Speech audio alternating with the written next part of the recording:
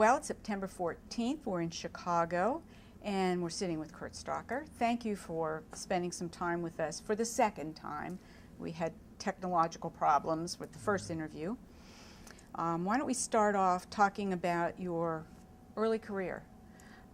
You graduated from Marietta College with a business degree, and tell us about that career path that you took that eventually landed you where you are right now.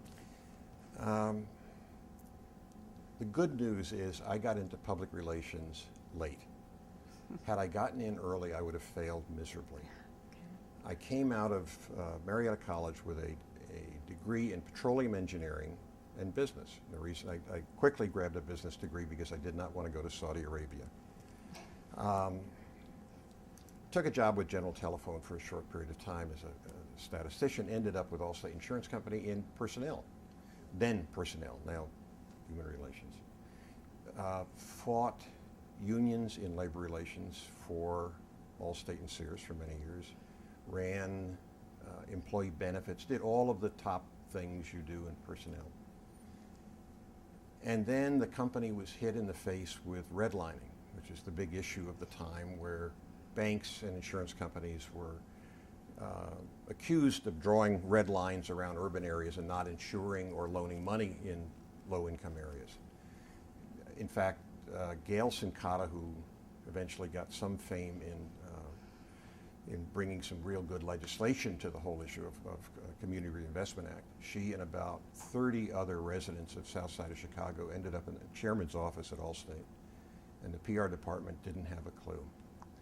They had a lot of very clever, skilled ex-journalists who didn't know what to do with it. And being a gunslinger coming out of labor relations, I was co-opted to handle this issue. And I spent a year in the basement of churches all over the United States talking to communities and community organizers who have obviously gotten somewhat popularized lately, trying to deal with the issue. And we did. We ended up doing a very good conference with the entire community organizing body and Allstate Insurance Company, and sort of led the issue out of the dark. And it was, so I got into it sort of the back door.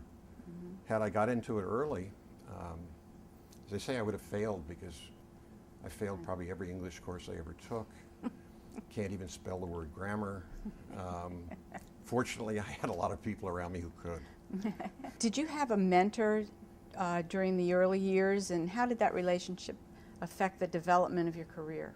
I did. I had a mentor, but the guy's name was Larry Williford, and he, at the time, was the head of public relations at Allstate Insurance Company, and had a breadth of knowledge and background, and helped me sort of get into that mental place that you have to be in public relations, which is very different from where I had been in labor relations, which generally was a fairly secretive. I mean, you'd come back from a trip and they'd say, well, so what did you spend on your expense account? What was this $8 for? And you'd say, don't ask. And public relations was very different, so he helped. The true mentors I've had, frankly, were in much later life, and they were chairmen I worked for, Dick Ferris at United Airlines and Tom Theobald at Continental Bank. Brilliant men, way smarter than I was, willing to listen, truly understood the difference between what they thought was good and what would work. I mean, Tom Theobald many times would look at an ad or a program and say, I don't like it, but to our customers. And if our customers like it, go ahead and do it. Those were the kind of people you had to work for in this business to grow. So you mentioned Continental Bank, so let's move to the years you spent there. Talk about that a little bit, and was there a major challenge that occurred during your time with the bank? Well, Continental Bank, reminiscent of what's happening today, Continental Bank was the first large bank that failed. In fact, at the time, it was the third largest bank in the United States. It failed. The federal government, sound familiar, felt that if Continental Bank failed, the entire financial industry would crash internationally. It was that big a thing. So the FDIC basically took it over, owned all of the stock. The stockholders were disenfranchised to the point where the last stockholder meeting that was held actually had a metal detector at the door. The the old board was so afraid of what they might do. So I came in with a new team, basically after it failed, the idea being put it back into public hands, build the bank up, and frankly, if we could find it a partner to dance with, find it a partner. And we did. Got all of the stock back into public hands. When I got there, the stock was selling at $2.50, and the federal government owned it. When we left, it was selling at $55, and the public owned it. Not a bad story.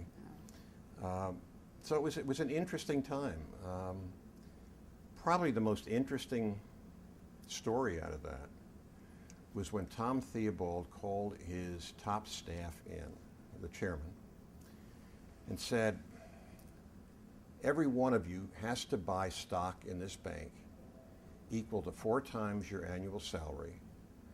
You cannot take a loan, no stock options, and if you sell it, you must leave the company. And there are no guarantees the stock will go up or down, but you need to commit yourself to the company. I mortgaged my house, as did others.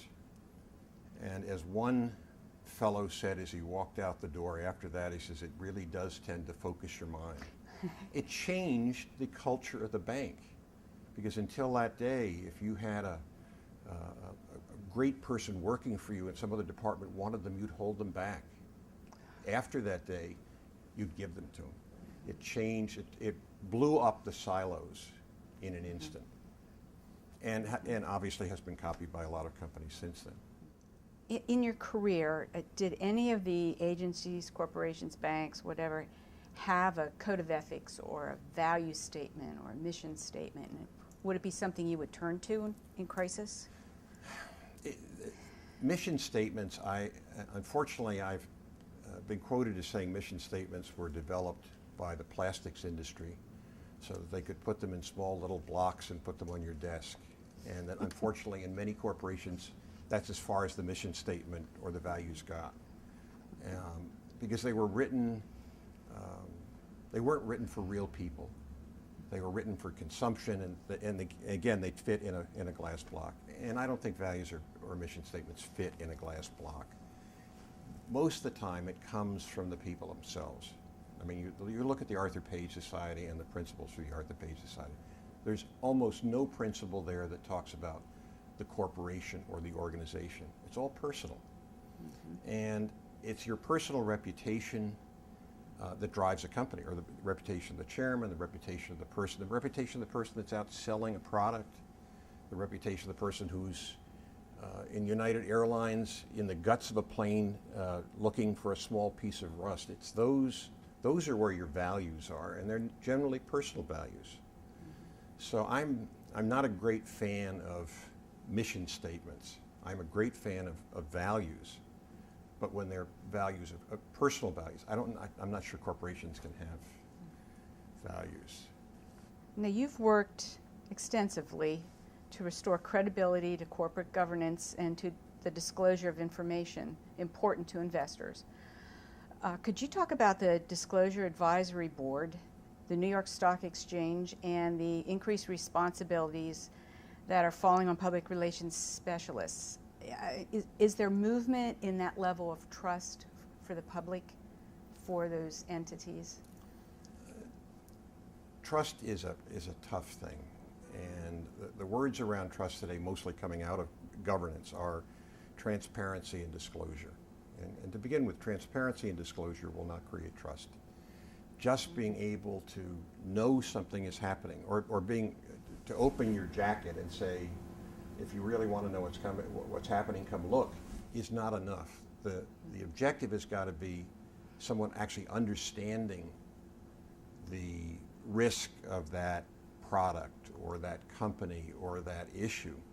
And so it's not unlike what we've always said in public relations. It's not sort of passing the ball, it's catching it.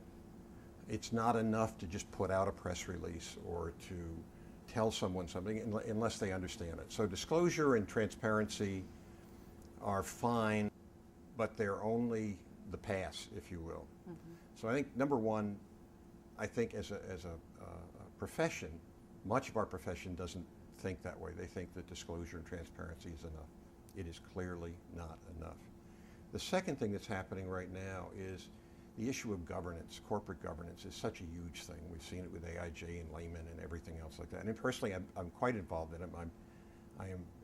I'm actually a regulator today with being on the board of governors of FINRA and the New York Stock Exchange Reg.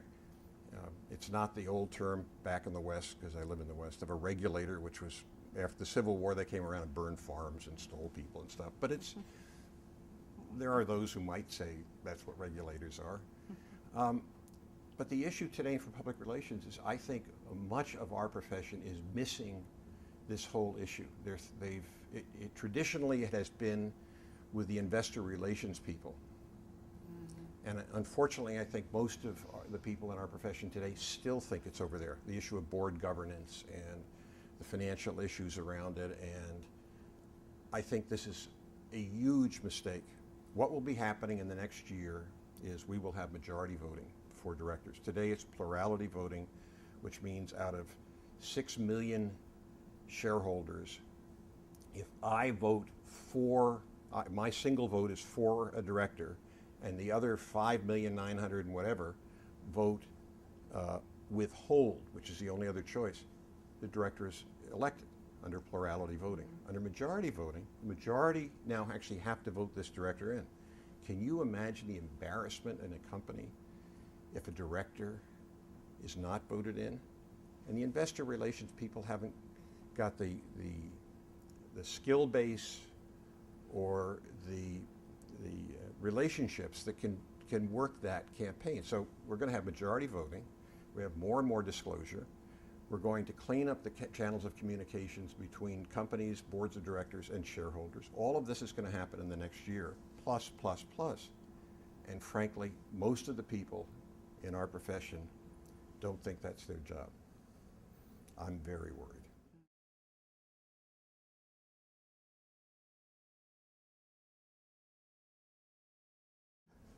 I recently went back to my old alma mater, and I was asked to give a speech for Founders Day. I asked the president, by the way, had she looked at my record at the college. She had said no, and I said, well, don't, or you'll not invite me. So it was sort of wonderful to go back in that capacity, knowing that it was not my finest years. But I was asked by a lot of students, so what's happened in 50 years? Because that was 50 years since I had been back there.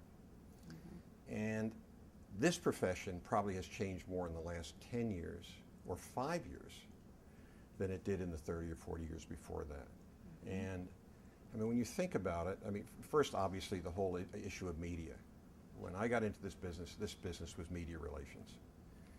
The only way you talked to your constituencies was through the media, your shareholders, your employees even, and certainly your customers.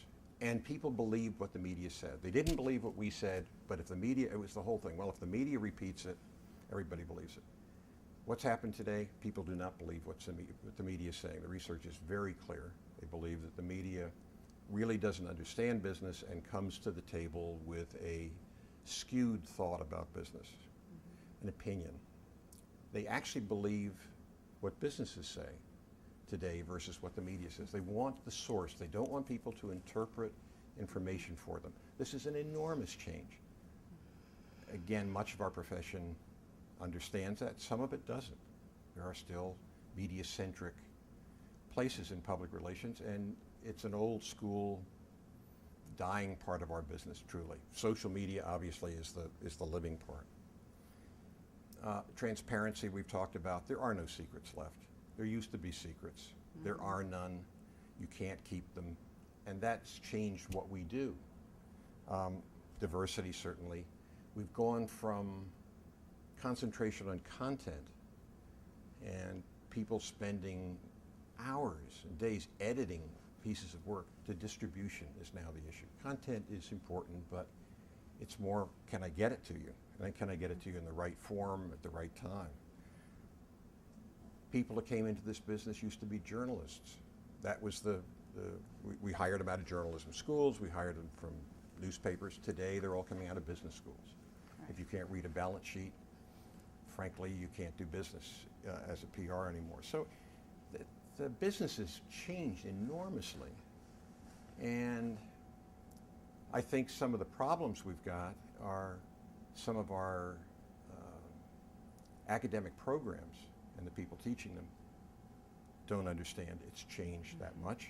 And there's some people in our profession who are fairly important positions who don't really realize it because they're still back to the way things used to be done.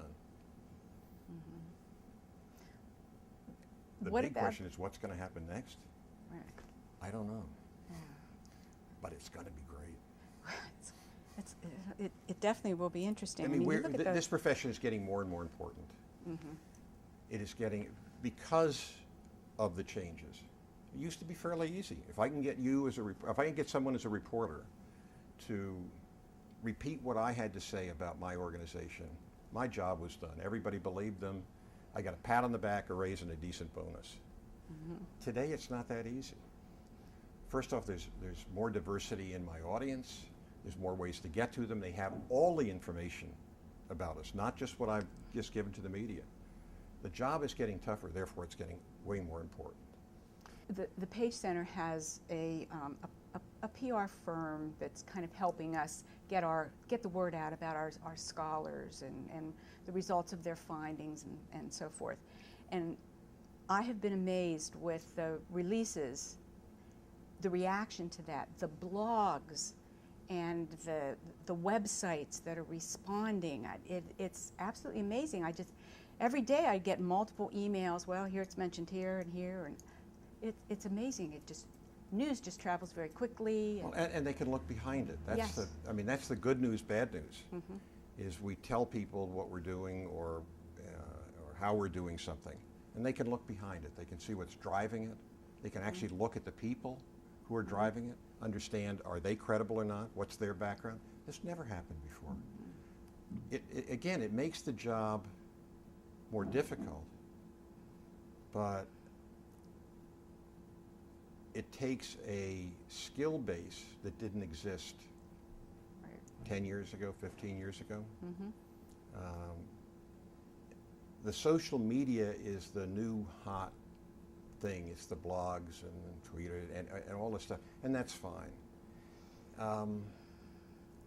And some people are organizing that well, and some people are not. They're just putting it out there. It's because if we thought reporters had an opinion when they did something, blogs and everything else, the internet has way more opinions, and you have to deal with that. Right. So, Kurt, what's the role of the economic bottom line in ethical decision making? Well, the economic bottom line obviously has great importance because if the organization doesn't survive, all of the stakeholders lose. I mean, it's the constant question that comes up on your three stakeholder groups, your shareholders, your employees, and your customers or consumers or clients or whatever they happen to be. And traditionally, we thought about talking to them differently because they had different needs. And the truth of the matter is they don't really have different needs. The truth of the matter is if the customer doesn't believe in us, if we don't provide a good product to the customer, and the customer doesn't accept that product and buy that product and think we're an ethical company to buy the product from, because today people are voting with their feet. They know about us. They didn't know about us before. All the shareholders want is the customers to be happy with us. All the employees want is the customers to be happy with us, because if the bottom line isn't there, the shareholders lose, the employees lose, and the customers lose. So the bottom line is very important, but it doesn't drive ethical decisions. I mean, that goes back, I think, to whether we're talking about corporate ethics, which again, I'm not sure how corporations have ethics because they're made up of individual people with individual needs. I mean, when you look at some of the major missteps that companies have made, they have made them based on incentive plans provided by the company. The companies incented the wrong things, or they didn't have stops to prevent them from going too far in sales. I mean, and you can look at one crisis after another. So we incent occasionally bad behavior by asking someone to sell too much, or to sell it in the wrong form, or to not tell us when something went wrong in the production. but it comes down to individuals. So it's a matter of personal values, I believe. Everyone tries to define PR and tries to, when somebody says, so what do you do? You know, what is PR? I've come up with two definitions in all of these years. The first one is local, because I spent most of my life in Chicago. The Chicago Police Department have on the side of their vehicles to serve and protect. It's on the patches. And I've always thought PR people should have a patch that says we produce and protect. Because what we do is we either do things that produce revenue or we do things that protect revenue. So that's sort of my, if you had to put a shoulder patch on. The other one is just more fun, and that is, and I think Arthur Page would totally agree with the definition of PR is finding a theory to fit the facts. Not trying to spin facts or tell somebody else, but finding a context around what someone has done, rightly or wrongly. And I think that's sort of where we get with Arthur Page. It's I think he had a good story well told. Was I think probably the quote that I love the most from Arthur Page, because it has everything to do with the story. We're supposed to tell it well. But frankly, what's come to is as the power and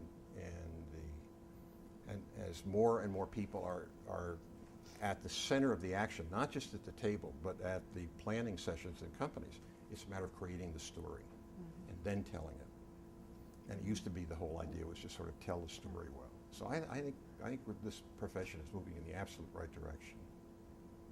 Now you have had some experience in the classroom with some public relations students. In the business college or in the graduate school. In the graduate school, okay. How are those students, are they prepared to make these difficult ethical decisions that they're going to be faced with? Or do they have the tools that they need to handle different situations? You taught at the graduate level, is that correct? No undergrad? Well, I've done some undergrad as well. Okay. Not everybody should come into public relations. First off, many people don't really understand what we do, and they don't understand the ethics around it. And I think the ethics are a basic part of it. You know, everyone probably in the Arthur Page Society that has been very successful at one time or another had to bet their job. They've had to tell somebody no. They've had to tell somebody that's the wrong thing to do, and that somebody normally is a fairly important person in the organization, and they know they're putting their job on the line when they do it. And sometimes they've been fired for the right reasons, and they've gone on and been successes someplace else. So, number one, if you're coming into this profession, I think students have to understand it's a risky profession in a lot of ways. One, it's a very relationship profession. You know, you end up with a very tight relationship with the CEO and others, and we see in our profession the CEO leaves, the PR person leaves. I mean, and the second thing, it's risky because you have to tell people that you have to tell truth to power. And that's not always easy, and it's generally not easy when you have a mortgage to pay. So I think number one, I think the profession, the academics are not necessarily explaining what we do in the context of where you're going to end up in the profession, not where you start in it. I've had two experiences. Undergrad, I just visited my old college, and I sat down with the professors and talked to a lot of the students. And one of the questions I asked the professors is, are you teaching financial relations to your PR students? And she said, well, no. And I said, well, then you're not preparing them well. If they can't read a balance sheet, if they don't know how that company makes money, they can't do their job. I got a nice email from her some weeks later saying I've made a deal with the business professors, and we're doing some cross-training. So I think number one, I think undergrad, I'm not sure we're preparing, in many places, we're preparing students for what's happening today in our business. I'm not sure it's grown as quickly as the profession has. Graduate, which I taught at Northwestern, we generally had students who had worked for 2 or 3 years in the profession before they came in. So they understood what was necessary. They had seen really good people at work, and what they needed was more knowledge. They needed an experience transfer, if you will, and which is what I was able to do. I mean, doing this for 40, 50 years, you make some mistakes, you do some right things, and if you understand which one was right and which one was wrong, you can tell somebody else not to make the same one. But I think the issue from an education standpoint is at the undergraduate level. I'm not sure it's keeping up with the profession. You mentioned telling truth to power. In the year 2000, you conducted a pre-seminar survey of Page Society members and discovered that there are 3 levels of public relations leadership. At that time, when you got the results back, you were kind of disappointed that so many members were still reporting to staff or operating officers and not to their CEOs. Could you talk about your findings? And again, you're hitting this, but the current state of that counseling relationship. Well, we did this survey, and basically what it came out with is there were 3 groups, but if you kind of cut them into 2, there were a group who were doing pretty well. They were reporting to the top people. They were at the table. And there were a group that weren't. And the group that wasn't sort of got up every morning and put on a hair shirt. And they whined a lot about they didn't get any respect, they didn't get to report to the right people. And basically what came out of that was both groups had created their own environment. Because the group that was reporting up believed in this profession, and they believed what we did had great value, and were willing to put it on the line. They were willing to go to someone, if we're talking about produce or protect, and saying, I can increase the business of this organization because I can increase its reputation, I can increase what people think about us, or I can protect it, or I can move that product, whatever it may be, whatever piece of business we're talking about within the profession. The other group didn't even really believe in itself or believe it could do that. And I hate to be gross, but I mean, CEOs could smell it on them, that they didn't have that confidence. Because when you looked at the results, the people who were whining that they didn't get respect probably didn't deserve it. And again, it comes, I think, from confidence. I mean, we're talking about ROI today in our profession. We're talking about actually putting numbers to it. The advertising profession for years puts out an ad, then they do their own research and say, look, everybody loves it, and look how much our sales are going up. We can do the same thing. We could do the same thing tomorrow morning, and have been doing the same thing with ROI. But there's a group of the people in this business that don't believe that you can measure what we do. Chairmen like that. The other thing that I think is a phenomenon in our business, and it goes to this 2 groups. The group that is reporting to CEOs, the CEOs of most companies understand what we do and don't need for us to prove it to them. They understand it intuitively, that if we do this, we show a good reputation, we protect the reputation, that means money to them. It means they're going to make money or save money or whatever. Downward in an organization, there's not the same confidence and understanding and support for what we do. And they want data. The head of marketing, if you're reporting to the head of marketing, or the head of the CFO, wants data from the person reporting to them. They want return on investment. Now you can create that, and there's academics who have figured out ways to do that. But that's really the difference. It has more to do with the difference in where you report and the people who actually end up reporting here and people reporting here. And that's basically what the survey said. You've received a lot of awards and honors. Can you identify which one was most important to you and tell us why? I mean, clearly the most important honor I ever got was to be in the Hall of Fame for Arthur Page. I mean, it's your own peers telling you that you know, not necessarily that they liked you or didn't like you, but that you did good work, and that you had given something back to the profession. You had created a body of knowledge. Hands down, Arthur Page Society. The most interesting stuff is, as an old retread, silver-backed PR guy, to end up on a couple of boards, as I am now at the New York Stock Exchange at FINRA, amazes me. I'm constantly amazed that people who have a depth of experience in these fields. I mean, people that used to be the head of the SEC and the presidents of colleges and all these other people on the board would let an old retread in and actually listen. So it says something about the profession. I'm not sure it says much about me. I happen to be standing in the right place when some of these things happened. But there are other people in the profession that are getting that kind of recognition, which historically we never had. There weren't a lot of PR people on boards or other than charitable boards. So I think it says something about what this profession is and where it's going.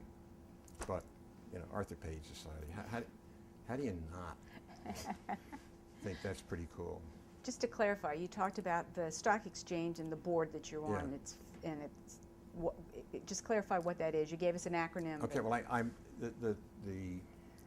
what I'm involved in now, late in life, is I have for about the last 10 years, I've run the Individual Investors Advisory Board at the New York Stock Exchange. Hanging around there, and by the way, my first job coming out of high school was a runner on the floor of the New York Stock Exchange. And 50 years later, I'm sitting in the boardroom for what is called New York Stock Exchange Regulation. It's a separate company. It regulates the New York Stock Exchange, and I'm on that board. And then there's a board called FINRA, which used to be NASD, which is now the Financial Industry Regulatory Authority, which regulates all of the brokerage firms in the country, and now the SEC. But the fact that they'd let me go do that is, I think, you know, it's great fun. It's very rewarding, and probably has a lot to do with the experiences someone in PR had, because we've been, when things go wrong, we've been there. And we somehow have some sense of how to prevent that from happening again, or how to deal with it if it happens again. Interesting circle you've gone through. I have had an amazing life so far. And when I figure out what I want to do when I grow up, it's going to be pretty neat. You've mentioned some things. Looking back over your career, for what accomplishments are you most proud, and you know why? Okay, the thing that I think all of us should be most proud of in a long career is sort of what we've done as far as mentoring other people. I mean, I go to the Arthur Page meetings, and I look around, and I can count 7 to 10 people in that place who have worked for me, who are now running their own organizations, probably doing better than I ever would with those companies. But I had something to do with them doing that. I get emails from students who 10 years ago I had in a class at Northwestern. They were saying, you know, something just happened and I did what you told me and it worked. I mean, there's nothing better than that.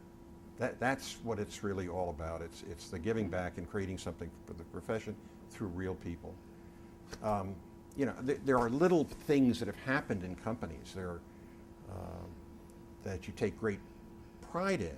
I mean, once at United Airlines, for example, I had been there about a month and a half and got a call from 2020. They said, we'd like to do a story. Planes, basically at that time, there were a series of accidents. And the issue was planes are falling out of the air. We'd like to come out and look at your safety session out in San Francisco, where you do maintenance and how your safety works. And I went into the president and he said, he says, we do safety, we don't talk about it. And I said, you know, Dick, somebody's got to do this story because people are getting worried about planes. And basically, it was a bet your job. So we had 2020 came out, and we made two arrangements with 2020. We said, you can come out to the San Francisco base, but you have to spend a week there. You can't come in for a day. You got to spend a week. You got to really understand it. And before you leave, you've got to interview with the in-house United Airlines employee publication as to what you found and how you felt about our safety. They came out, they spent a week. I mean, and it was a no-brainer because the safety out there, you would see mechanics with a dental pick inside a 747 picking at a spot of rust that you couldn't see. I mean, you felt so safe after going through it. And I figure so they spend a week there. They interview. Barbara Walters comes out to do the final story, who, how should I say this? Barbara Walters, as a journalist, is a great actor. They plugged a earphone in her ear, and a guy stood in the back and told her what to ask, and she would ask, and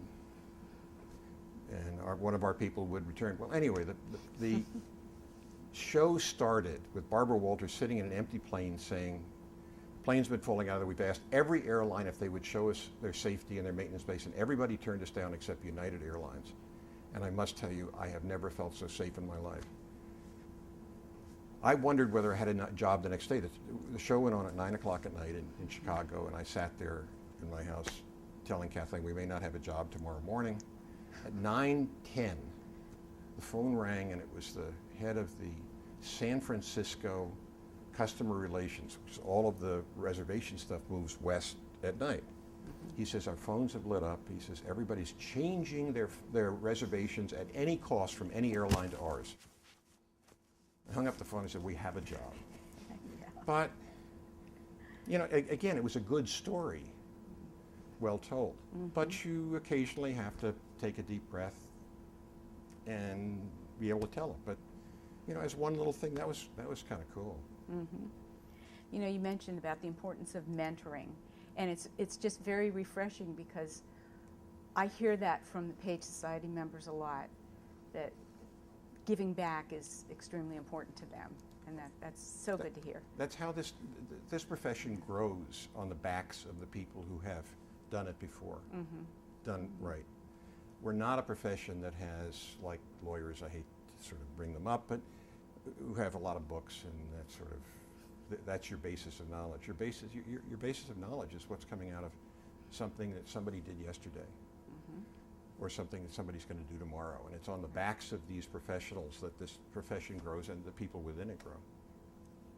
Is there anything else you'd like to talk about that we haven't covered? Give me a second. Sure. The famous journalistic question, what haven't I asked you? Yeah, right. Which gets most of the interesting answers in the whole world, right? You know, I can't think of much you haven't. I mean, you've covered everything I'd want to pass on. Okay. Well, it's good to hear how you value the Page Society because, you know, although we're not directly affiliated, we're associated somewhat with the Page Society, and if it would not have been for the Ed Blocks, Larry Fosters, and Jack Cotons, you know, the Page Center at Penn State would not be in existence. So it's always good to hear, and it's wonderful to talk with everybody from the society. So thank you so much for spending some time with us. I really appreciate it. Well, thank you for asking. I mean, it's... Especially for the second time. I mean, as I said before, I mean, I've had an amazing life, and the fact that anybody cares is just wonderful. I mean, it's just, where else can you know, somebody actually say, gee, we actually think you have something important to say, and Right. and we're going to record it. My God. This is great. Thank you very much.